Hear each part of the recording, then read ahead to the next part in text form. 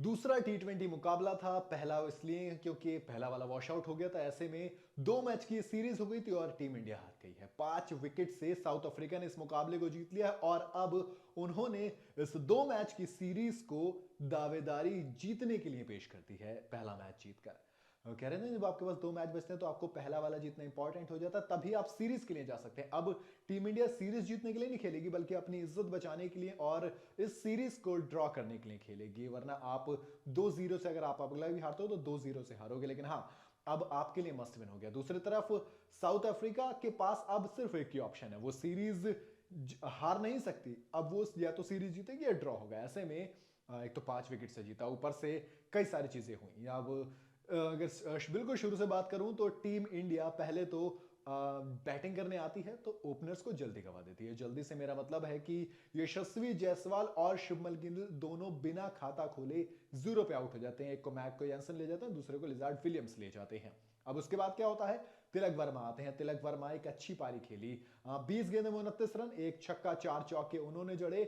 लेकिन इसके बाद वो भी आउट हो जाते हैं और मैदान में होते हैं कप्तान सूर्य कुमार यादव। खैर, सूर्य कुमार यादव ने सबसे अच्छी जो चीज की, जो मोमेंटम साउथ अफ्रीका की तरफ शिफ्ट हो गया था, पहले तो उसको अपनी तरफ लाया। मार्को येंसन, लिजार्ड विलियम्स, इन तीनों की पिटाई लगाई। एंडिलो फिलक्वायो, इन तीनों की पिटाई लगाई और पिटाई ऐसी लगाई कि 17, 16, 15, 15 रन पीट दिए। ऐसे में मोमेंटम वापस शिफ्ट हो गया और कप्तान का साथ किसने दिया, एक ऐसे खिलाड़ी ने जिसको मतलब अब कह रहे हैं कि यार ये बहुत शानदार फिनिशर, मैं नहीं नाम लूंगा किसके जैसा फिनिशर है ये, ऐसे सूर्य कुमार यादव ने बोला था, मैंने बोल दिया। हम सबको पता है मैं किसकी बात कर रहा हूं। रिंकू सिंह कप्तान के साथ आते हैं और एक ताबड़तोड़ नॉट आउट 38 रन की पारी खेल के जाते हैं। 174 से ऊपर का स्ट्राइक रेट रहता है। 2 छक्के लगाते हैं, 9 चौके लगा देते हैं और 2 छक्के 19वें ओवर में एडन मार्करम को लगातार लगाए थे। खैर, अब ये तो हो गई हमारी बल्लेबाजी की बात। दूसरी तरफ हारने की बात करूं तो फिर उधर से जो इधर का टॉप ऑर्डर फेल था, उधर के टॉप ऑर्डर ने कमाल कर दिया। उधर के टॉप ऑर्डर ने अच्छी शुरुआत दी। हालांकि हमें रनआउट के तौर पर पहला विकेट जरूर मिला, लेकिन रीजा हेनरिक 49 रन इन्होंने बनाए। और खतरनाक जो चीज रही वो ये रही कि ब्रिस्गी का विकेट जो 16 रन पे आया, वो भी 7 बॉल में 16 रन थे। एक छक्का एक चौका इन्होंने लगाया। कुछ तिलक वर्मा टाइप वाली पारी थी, छोटी पारी बट इफेक्टिव पारी। बहुत अच्छे स्ट्राइक रेट का 228 के स्ट्राइक रेट के साथ ये पारी आई थी। उसके बाद एडन मार्करम, लगा ही नहीं था प्रेशर। विकेट आने के बाद प्रेशर आता है ना, पहला नहीं लगा। ताबड़तोड़ पारी खेलनी शुरू करी। हालांकि मुकेश कुमार ले गए, सिराज ने एक अच्छा कैच पकड़ा बाउंड्री पर, इतनी सी पीछे रह गए थे बस। इतनी सी पीछे उन्होंने कैच पकड़ा, फिर भी 17 गेंद में 30 रन, महज 17 गेंद में 30 रन। इसके बाद हेनरी क्लासन आते हैं।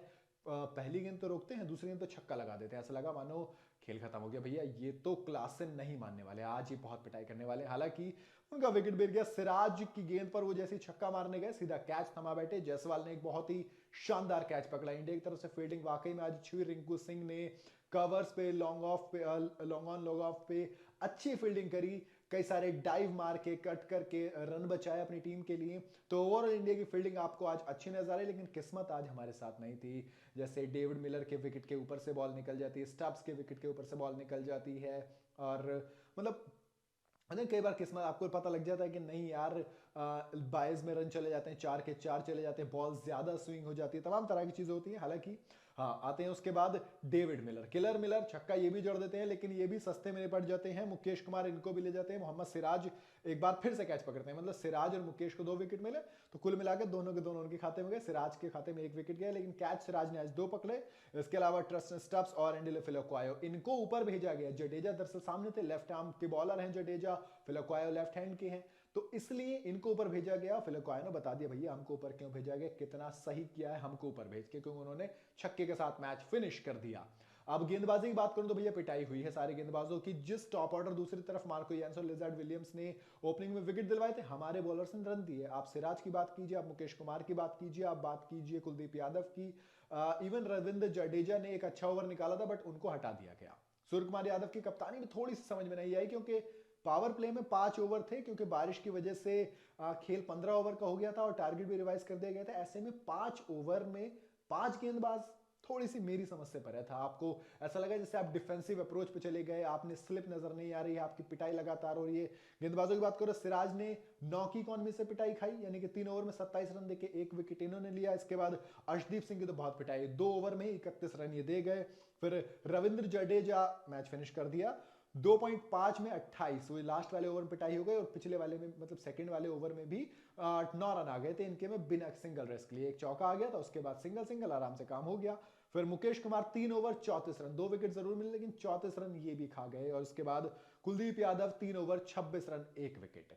तो ये कुछ लेखा जोखा मैच का रहा, लेकिन अब सीरीज कहते हैं डाउन द लाइन आ गई। इंडिया को ड्रॉ करने के लिए खेलना पड़ेगा कम से कम, और साउथ अफ्रीका दूसरी तरफ जीत के लिए खेलेगी। आपको क्या लगता है, क्या टीम इंडिया यहां से कम कर पाएगी क्या ये तमाम सारी कमियां? क्योंकि ना तो हमारी टॉप ऑर्डर की बैटिंग चली, मिडिल ऑर्डर ने हमें अच्छा फिनिश दिया। रिंकू सिंह, आखिर में जडेजा भी थे वहां पर मौजूद, और उसके अलावा कप्तान सूर्य कुमार यादव। यहां से हमें जरूर खुशखबरी मिली, but South Africa was way too good. Even पहले बॉल के साथ फिर बैटिंग के साथ भी आप देखेंगे तो एक आध ऊपर नीचे रहा, बट अदरवाइज उन्होंने कहीं भी ऐसा लगा ही नहीं कि टीम इंडिया गेम में। हम सिर्फ उम्मीद लगाते रहे कि यार यहाँ से हम मैच जीतेंगे, यहाँ से मैच जीतेंगे, ये हो जाए तो हम आगे आ जाएंगे।